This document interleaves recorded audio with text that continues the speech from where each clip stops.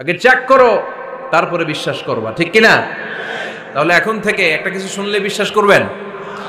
একজন এসে বলল, ভাইজান আপনার মেয়েরা দেখলাম আরেক ছেলের সাথে বাজারে ঘোরাফেরা করে, ওই রমনার বটমূলে দেখলাম আপনার মেয়ে আরেক ছেলেরে নিয়ে ফষ্টি নষ্টি করে, লোকের কথা বিশ্বাস করে বাসায় যে মেয়ের চুলের মধ্যে ধরে মাইর, আইজো মায়ের কাইলো মাইর। এরকম হইতে পারে না?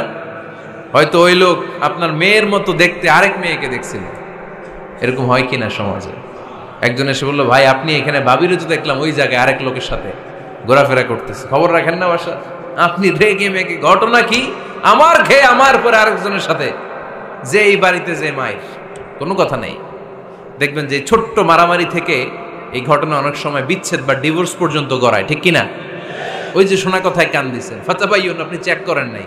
হয়তো আপনার স্ত্রীর মতো দেখতে বা আপনার স্ত্রী যে জামা পরে, যে পোশাক পরে, এরকম পোশাক পরে আরেক নারীকে দেখছে, আপনার বউ না এটা। আপনার মেয়ের ব্যাপারে যে তথ্য দিয়েছে এটা সঠিক নয়, সে আপনার মেয়ের মতো আরেকটা মেয়েকে দেখেছে, এসে আপনার কাছে বলে দিছে, আপনিও বিশ্বাস করছেন। ভেজাল আছে না নাই? এই ভেজালগুলোকে থামানোর জন্য কোরআনে এই বিধানগুলো নাজিল করেছে কে? তাহলে ফরিদপুরের ভাইয়েরা, সমাজটারে সুন্দর রাখার তথ্য একটা শুনলেই বিশ্বাস করবেন না। সিলে কান নিয়ে গেছে, শুনলেই সিলের পিছনে দৌড়, নাকি? কি করবেন? আগে কানে হাত দিয়ে একটু দেখবো কান দুইটা আছে না নাই, তারপরে চিলের পিছনে দৌড়ানো। তাহলে এখন থেকে আমরা তথ্য একটা শুনলেই বিশ্বাস করব। তাহলে কি করবেন? বলতে হবে কি করবেন? যাচাই বাছাই, জাস্টিফিকেশন অফ দ্য নিউজ। কোন নিউজ জাস্টিফিকেশন ছাড়া আমরা প্রচার করব, বিশ্বাস করব, শেয়ার করব না।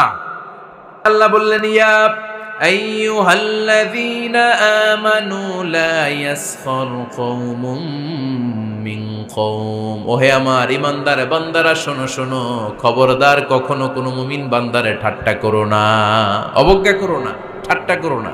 তার মনে কষ্ট হয় এমন কোনো কথা তারে বলো না। নেভার স্কপ অফ এনিবডি, কাউকে নিয়ে ঠাট্টা করবেন না। তার দেহ নিয়ে, তার আকৃতি নিয়ে, তার বংশ নিয়ে।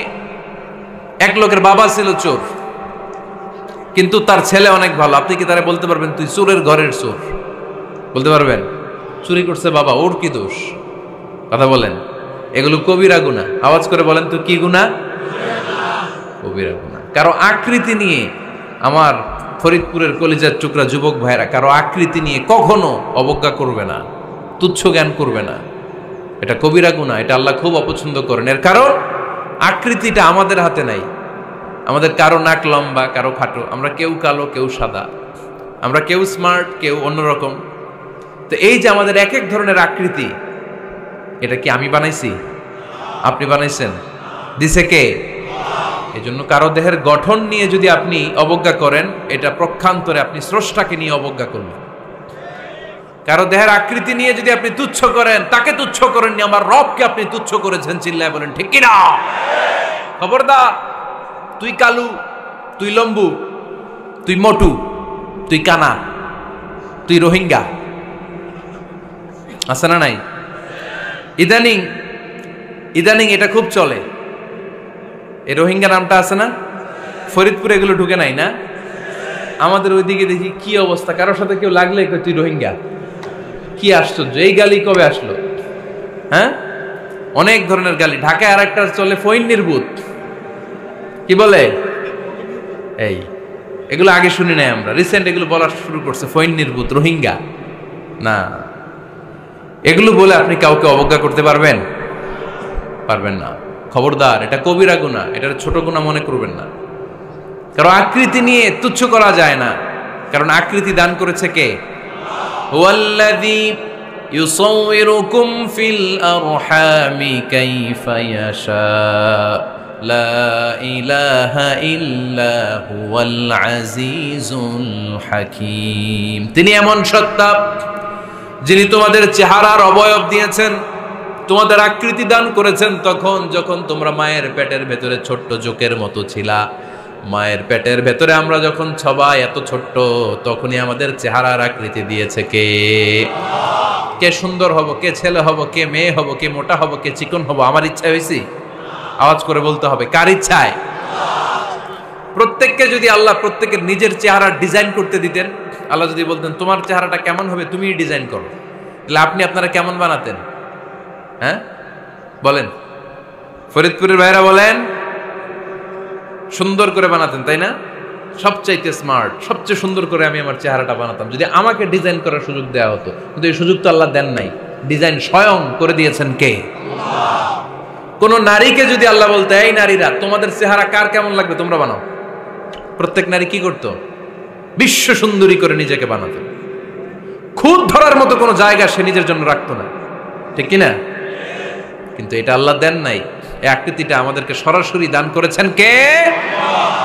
খবরদার, আমাদের অনেকে বিকলাঙ্গ, আমাদের অনেকের হাত ছোট, পা বড়, দেখতে মোটা, কেউ চিকন কেউ কালো। খবরদার, কারো আকৃতি নিয়ে কখনো কোনো অবজ্ঞার সুরে, ঠাট্টার সুরে কোনো কথা আমরা বলবো না। রাজি আছেন? সবাই রাজি আছেন? আল্লাহ রাসূল সাল্লাল্লাহু আলাইহি ওয়াসাল্লামের এক সাহাবী ছিল, নাম ইবনে মাসউদ রাদিয়াল্লাহু তাআলা আনহু। উনার পায়ের নলা ছিল খুব চিকন, অস্বাভাবিক চিকন, স্বাভাবিক না। তো উনিও এটা ঢেকে রাখতেন, দেখাতেন না কাউকে। একদিন উনি খেজুর পাড়ার জন্য খেজুর গাছে উঠলেন। খেজুর গাছে ওঠার পরে নিচ থেকে সাহাবারা পায়ের চিকন নলা দেখে ফেলছে। দেখে সবাই হাসি, সবাই হেসে কুটি কুটি। বিশ্বনবী বললেন, হেসো না, খবরদার, আমার ইবনে মাসুদের পায়ের চিকন নলা দেখে হেসো না। আমার ইবনে মাসুদের এই পায়ের চিকন নলা যদি মিজানের পাল্লায় উঠিয়ে দেয়া হয়, কিয়ামতের দিন উহুদ পাহাড়ের চেয়েও ভারী হয়ে যাবে। খবরদার, আমার ইবনে মাসুদকে আমার আল্লাহ অনেক পছন্দ করে, তার পা চিকন দেখে তাকে তুচ্ছ করো না। আল্লাহর হাবিব সাল্লাল্লাহু আলাইহি ইসলামের 11 জন স্ত্রীর মধ্য থেকে একজন স্ত্রী ছিলেন একজন স্থূল আকৃতির, অবিসিটি ছিল, একটু মোটা। ওনার নাম ছিল সাফিয়া রাদিয়াল্লাহু তাআলা আনহা। আম্মা জান আয়েশার সাথে একবার সাফিয়ার ঝগড়া। নবীদের বউদের মাঝে মাঝে মাঝে ঝগড়া হতো, তবে সেটা হতো মধুর ঝগড়া। সুবহানাল্লাহ পড়েন। আম্মা জান আয়েশা রাদিয়াল্লাহু তাআলা আনহার বাসায় একদিন বিশ্বনবী বসা ছিলেন। আরেকজন স্ত্রী, বিশ্বনবীর আরেকজন স্ত্রী রান্না করে কিছু খাবার আম্মা জান আয়েশার ঘরে পাঠিয়েছেন। এক দাসী দিয়ে বলল, যাও এটা আয়েশার ঘরে দিয়ে আসো, কারণ নবী আয়েশার ঘরে। আম্মা জান আয়েশা রাদিয়াল্লাহু তাআলা আনহা বললেন, এগুলো কি? ওই দাসী বলে, তরকারি। কে দিছে? অমুক স্ত্রী। কেন দিয়েছে? আমি কি রান্না করতে পারি না? তোমরা রান্না তোমরা খাও। এই কথা বলে পাতিল সহ উড়ায় মারছে চেহারার মধ্যে। এর কারণ ওনারা মানুষ ছিলেন, মানবীয় ব্যাপারগুলো ওনাদের মধ্যেও কাজ করত। আবার এক স্ত্রী ঝোল দিয়ে রান্না করে কিছু খাবার নিয়ে এসেছে। আম্মা জান আয়েশা রেগে মেগে ওই ঝোল নিয়ে ওই স্ত্রীর গালের মধ্যে মেখে দিয়েছেন। বিশ্বনবীর আরেক বউয়ের গালের মধ্যে ওই ঝোল লাগাই দিচ্ছে। এবার ওই স্ত্রী বিশ্বনবীর কাছে যেয়ে বলে, ইয়া রাসূলুল্লাহ, দেখেন আয়েশারে আপনি বেশি আদর করেন তো, দেখেন কি করে আমাদের সাথে। এই যে আমাদের গালের মধ্যে ঝোল মাখাই একেবারে মেকআপ বানাই দিচ্ছে। বিষ্ণু ইসা ইসলাম বললেন, তাই আয়েশাকে ডাকো।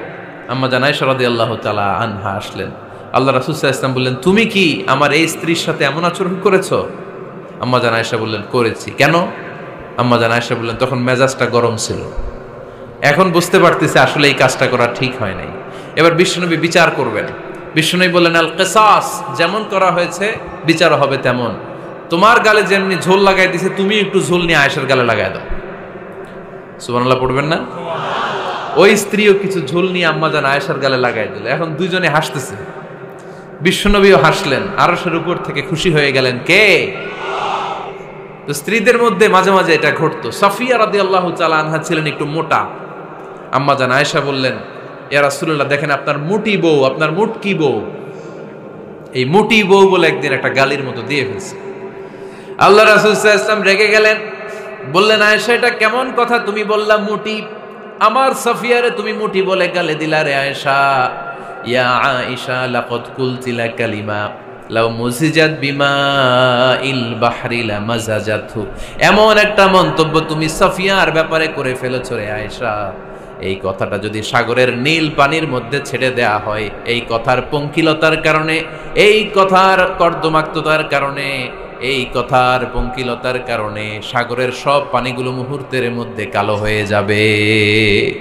এই কথাটা সাগরে ফেলে দিলে সাগরের নীল পানি পুরোটা কালো হয়ে যাবে। আয়েশা, খবরদার, কাউকে তুচ্ছ করে অবজ্ঞা করে কখনো কিছু বলা যাবে না। এই জিহ্বাটা এটা ভয়ঙ্কর একটা অঙ্গ।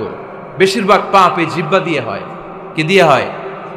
এজন্য সাহাবারা জিহ্বা ধরে মাঝে মাঝে জিহ্বার মধ্যে ব্যাত মারতেন। আর বলতেন জিহ্বা তোর জন্য আমি আটকে যাব কিয়ামতের দিন। আমলিক আলাইকা লিসানাক, নিজের জিহ্বার মালিক নিজে হন। আপনার জিহ্বার মালিক যেন শয়তান না হয়ে যায়। জিহ্বা আপনার, শয়তানের ভাষায় আপনি কথা বলেন কেন? খবরদার, প্রতিটা কমেন্ট, প্রতিটা কথা, প্রতিটা মন্তব্য, এগুলোর ব্যাপারে কিয়ামতের দিন পাই টু পাই করে আপনার কাছে আল্লাহর সুপ্রিম কোর্টের কাঠগড়ায় দাঁড় করিয়ে আপনারা জিজ্ঞেস করবে কে? এজন্য বিশ্বনবী বলছেন মাইয়াদমানলি মা বাইনা লিহিয়াইহি ওয়া মা বাইনা রিজলাইহি আদমান লাহুল জান্নাহ। আমার কোন উম্মত যদি দুইটা অঙ্গের গ্যারান্টি আমারে দেয়, আমি আমার উম্মতকে জান্নাতের গ্যারান্টি দেব। দুইটা অঙ্গের, একটা হলো জিহ্বা আর একটা লজ্জাস্থান।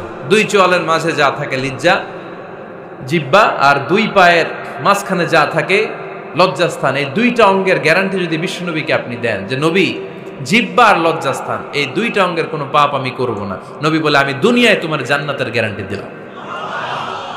এজন্য জিহ্বাটারে সামলান, যা মনে চায় বললেন না। খবর আছে না নাই? খবর আছে। মা ইয়ালফিযু মিন কাউলিন ইল্লা লাদাইহি রাকীবুন আতীদ। যা মুখ দিয়ে বের হয় লিখে রাখার জন্য দুইজন ফেরেশতা রেডি করে রেখেছে কে? চিল্লায় বলেন।